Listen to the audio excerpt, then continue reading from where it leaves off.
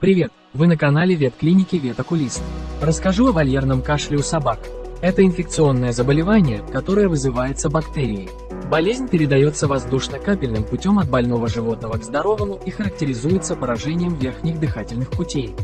Симптомы вольерного кашля у собак могут включать чихание и насморк, кашель, который может быть как сухим, так и влажным, повышение температуры тела, снижение аппетита, вялость и апатия. Лечение должно проводиться под контролем ветеринарного врача.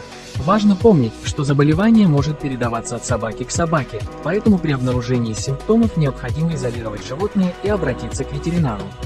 Профилактика вольерного кашля включает вакцинацию собак, соблюдение правил гигиены и санитарии, ограничение контакта с больными животными. Владельцам собак следует быть внимательными к здоровью своих питомцев и при появлении первых симптомов обращаться к ветеринарному врачу.